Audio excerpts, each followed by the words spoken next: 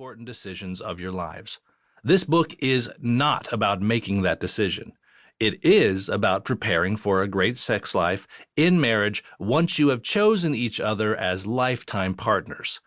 A great sex life is based on commitment, love, trust, romance, intimacy, and passion. This introductory chapter will help you build these vital ingredients in your relationship. Commitment. Deciding to get married is the first step of commitment. This commitment affects people differently. Ideally, your decision has brought you a sense of peace and excitement. Take time to examine the effect your decision to marry has had on each of you and on your relationship. How have your feelings about yourself changed? How have they changed towards your partner? What changes have you felt from your partner? Have you been relating more easily, or has there been an increase in tension and differences? Have insecurities arisen or been relieved? Has your physical desire for one another increased or decreased? A strong sex urge between two people who are attracted to each other is normal. If you are not yet married, how are you dealing with those urges? If you are married, has your lifetime commitment brought the freedom and delight you had hoped for sexually? We were designed so that physical desire increases with increased commitment and love. Love. Love is the unconditional warmth that will keep you committed to one another and glowing even when it seems your sexual flame begins to fade. Sex without love is like a fire without warmth. Love is the commitment to hang in there when the fire of passion is no longer vibrant. Love is caring as much about your partner's well-being as you do yourself. It is deliberate. In the musical Fiddler on the Roof, Tevye sings to Goldie, his wife, "Do you love me?" Goldie is perplexed by his question and replies with a list of all she's done for him during their 25 years of marriage. He continues to ask, "But do you love me?"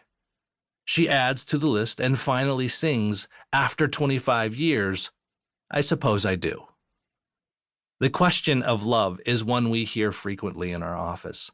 Couples wonder if they are still in love, as if love is something magical that they have or do not have, something that is completely out of their control. Love is not just a feeling. The intense emotions we associate with love will come and go. There are times in every good marriage when a husband and wife don't feel very loving toward each other. Emotions are like that, wrote Dr. James Dobson in his book Love for a Lifetime. They flatten out occasionally, like an automobile tire with a nail in the tread. Riding on the rim is a pretty bumpy experience for everyone on board. It is at those bumpy times that you will need to practice the behaviors of love detailed in this passage from the Bible's love chapter. Love never gives up. Love cares more for others than for self. Love doesn't want what it doesn't have. Love doesn't strut, doesn't have a swelled head, doesn't force itself on others, isn't always me first, doesn't fly off the handle, doesn't keep score of the sins of others, doesn't revel when others grovel, takes pleasure in the flowering of truth, puts up with anything, trusts God always looks for the best, never looks back, but keeps going to the end. Love never dies. 1 Corinthians chapter 13, verses 4 through 8. It is this ability to love consistently that ensures a lasting marriage.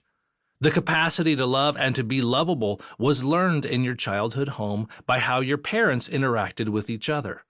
How did your parents show their affection for each other? How did they communicate love? What if you were raised in a single-parent home? What did that parent convey to you about commitment, respect, and love toward the opposite sex? How did your parents give their love to you and your siblings? How would you like your home to demonstrate love? How have the two of you demonstrated your commitment of love to each other? Take some time to share your responses to the Sharing Love form, which is located in the PDF that accompanies this audiobook. Love must be freely given. It cannot be demanded. God loved us and gave himself to us through his Son, Jesus Christ.